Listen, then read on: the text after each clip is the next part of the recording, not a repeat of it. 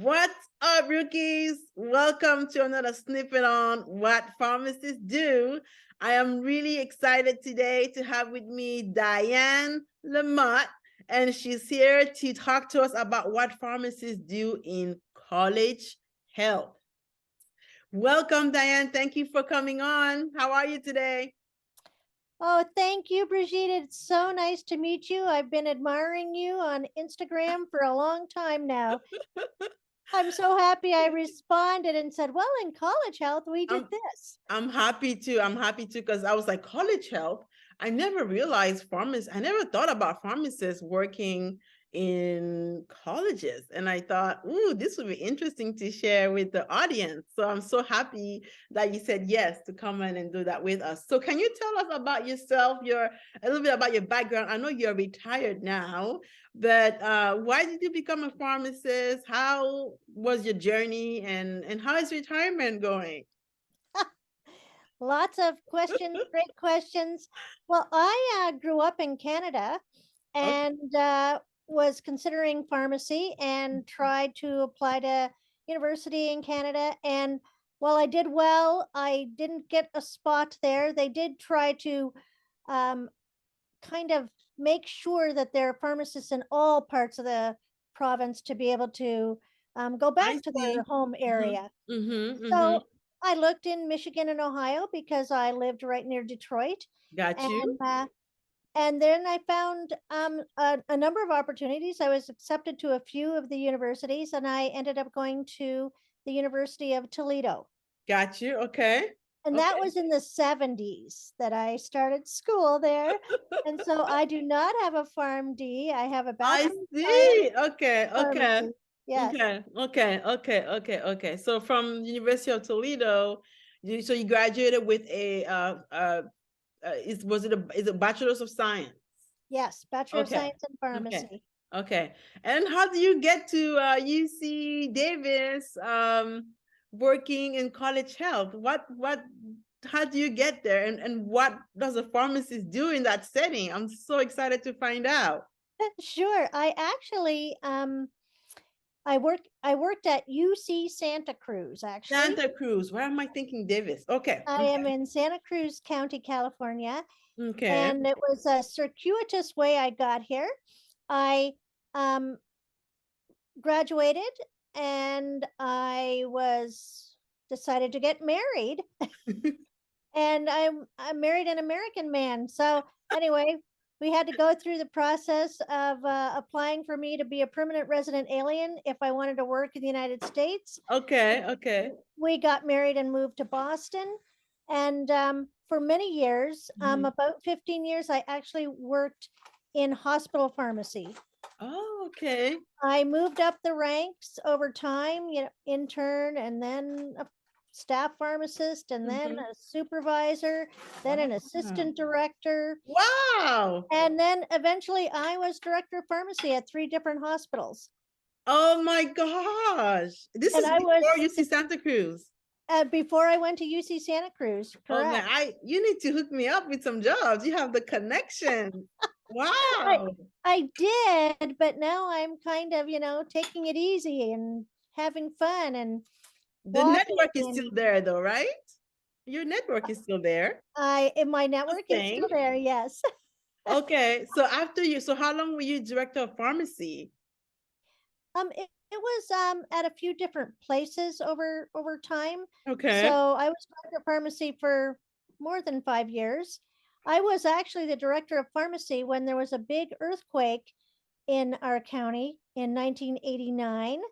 Oh, Um, and it was in the Bay Area and Santa Cruz. And so, yeah, I got interviewed by the American Journal of Hospital Pharmacy, was what it was called then, um, because I had a pretty successful uh, pharmacy outcome. I didn't lose hardly anything, and we took care of people for days. wow.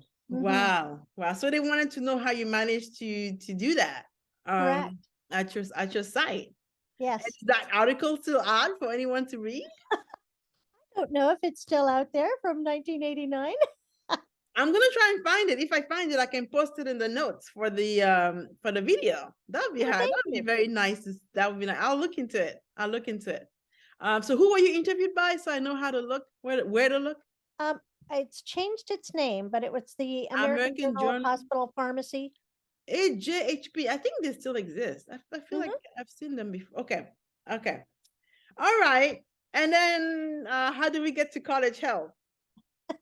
So I had a rep, my wholesaler rep, who told me about this position that was opening at UC Santa Cruz. UC Santa Cruz was established in the 60s, Mm-hmm. and they had one pharmacist there, just Mm-hmm. a one woman show for 23 years, and she was going to retire, and they had an opening. So Wow. I I was selected. I wanted to work in Santa Cruz. I Okay. liked Mm-hmm. having Mm-hmm. no nights, no holidays, no weekends at the time, no beeper. I So was I gonna just say, why did you not want to be a pharmacy director anymore? But you're answering my question right now. Yeah, you wanted yeah, to, yeah. it was lifestyle. I didn't get paid as well at the time. Okay. The Okay. Okay. salaries caught up a little bit better, but the Mm-hmm. benefits were wonderful, and Okay. I really got to take over and make it mine, which I enjoyed thoroughly. Okay. So what were your job responsibilities on that campus? Right. So initially it was only me, and the role expanded over time, but I got to help young people every single day. Mm-hmm. And Mm-hmm. the Wow. university student health centers or college health, most of the time we have a closed pharmacy. We only take care of our constituents. For And the for us, it students. was just students. Sometimes it can be faculty and staff. Okay. But Okay. yep, just students. And so everybody was a student. Most people are just young adults and are very new to taking care of their own health care. Sometimes their parents did everything prior to them arriving on campus. Yeah. Yeah. Yeah. And so I was really counseling a lot and teaching a lot. I taught a whole lot about menstrual cycles So a lot of because reproductive care, reproductive health. lots of reproductive health and sexual health and providing safe sex supplies and sending people to the right places.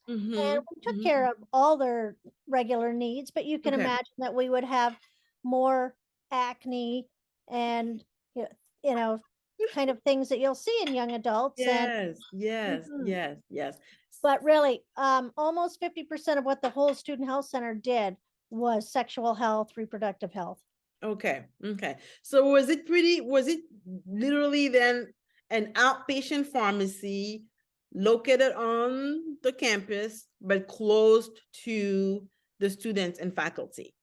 And It and was and, and actually just the student. We only just the took care of students, the students. just the Yes. students. And they would bring in prescriptions from their providers, or did you have any kind of prescriptive protocols or authority in that setting? Yes to both. So we Okay. would take outside prescriptions, especially specialists, because the students, most of them used the student health center, and we had providers at the student health center.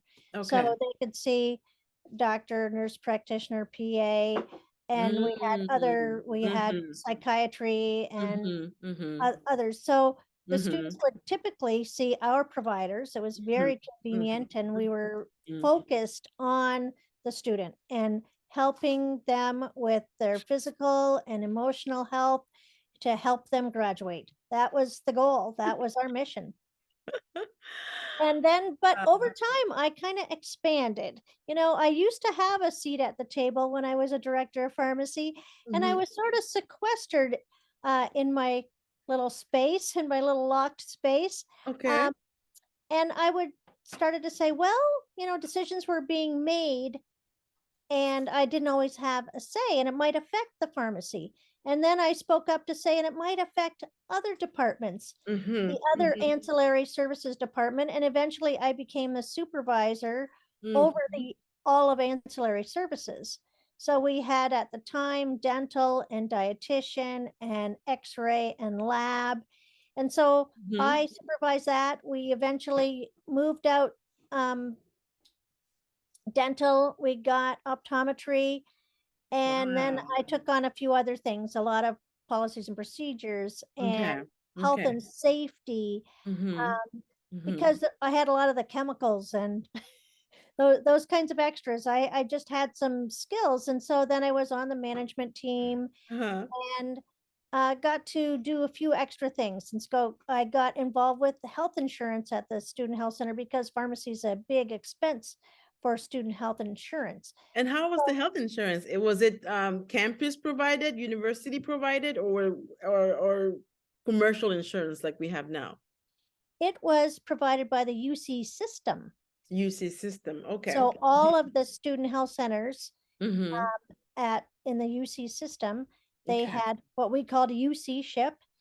And I even helped start a pharmacy and therapeutics committee so that we could really have a say in that as well. So the pharmacists would meet together every so often and we could influence.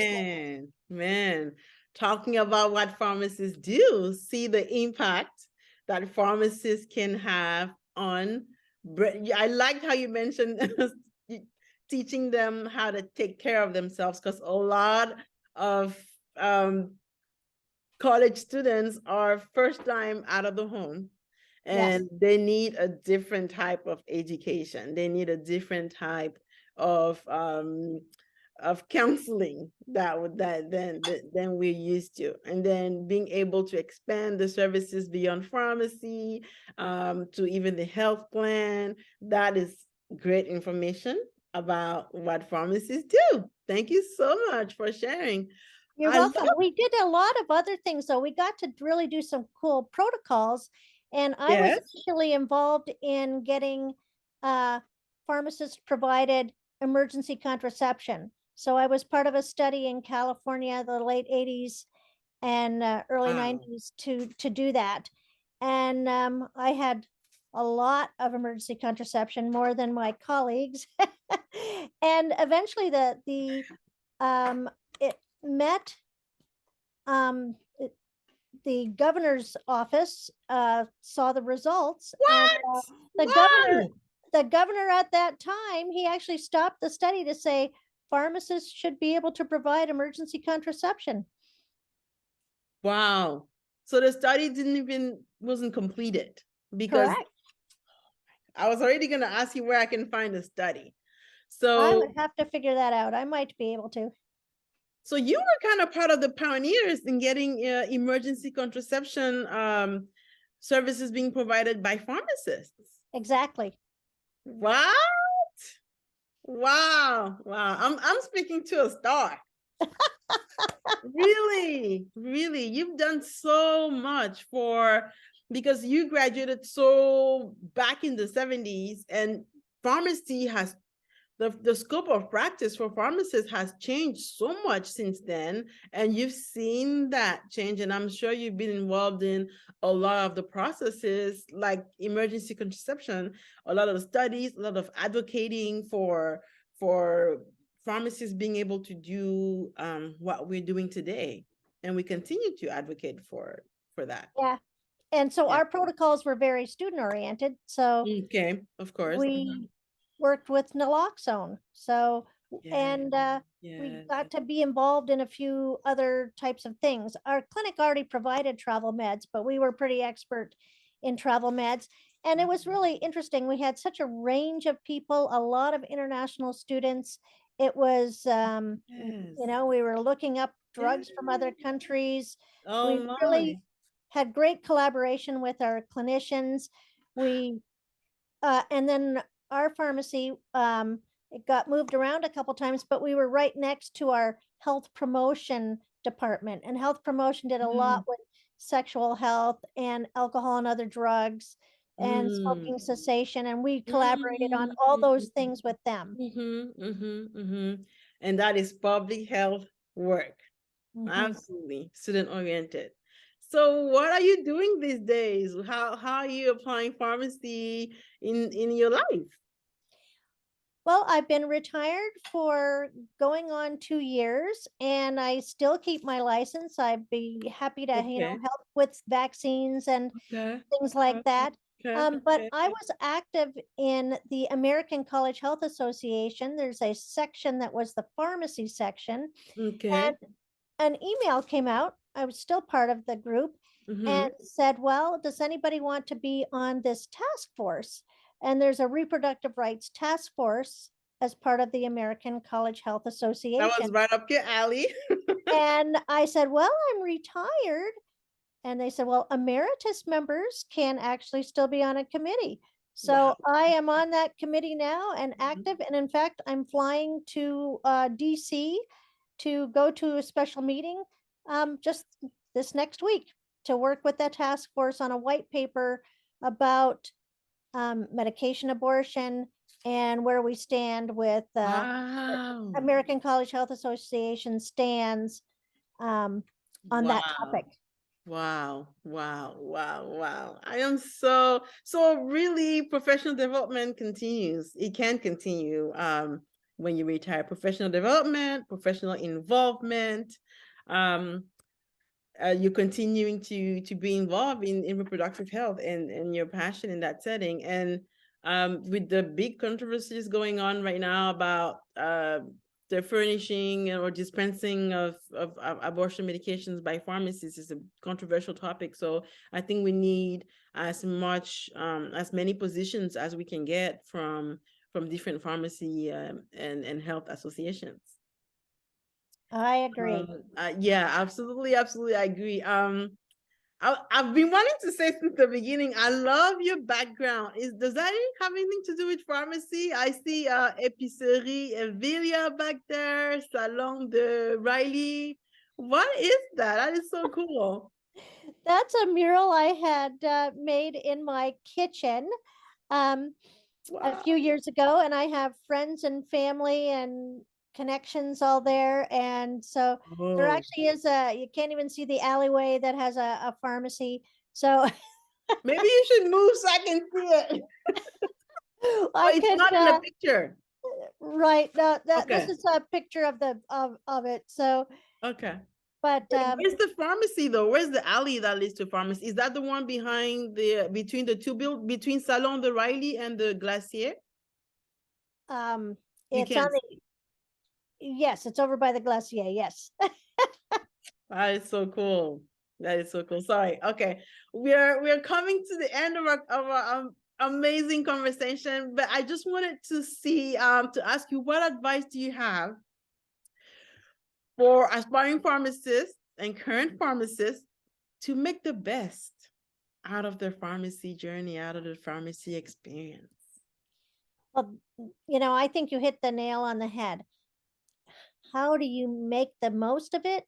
Make it Yes. good for you. Yes. And if I think if one thing doesn't seem to meet your needs, then Mm-hmm. you should can look elsewhere.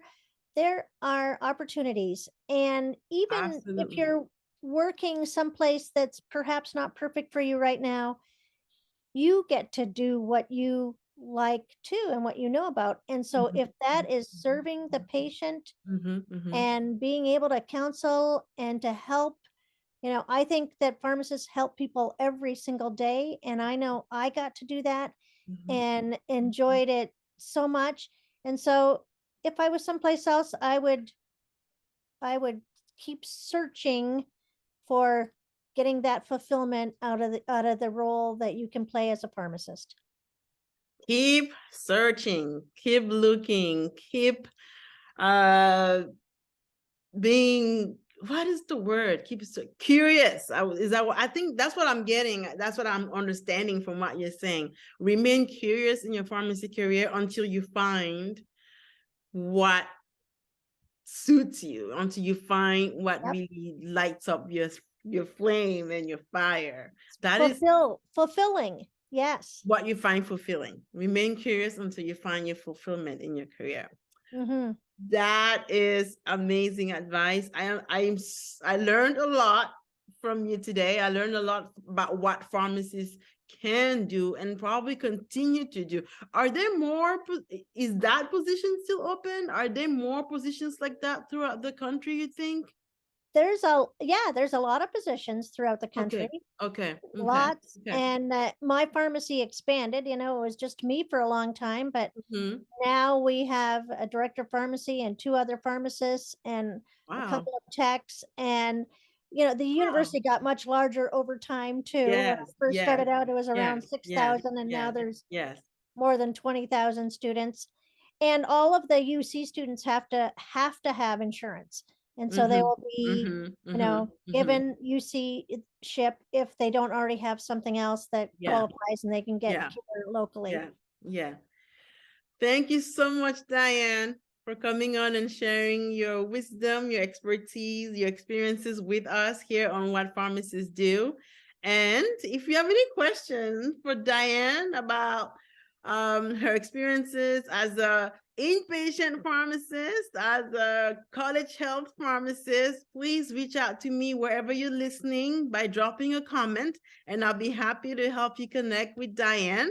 And until our next What Pharmacists Do episode, please stay blessed. God bless you. I love you. Bye bye. Thank you. Bye now.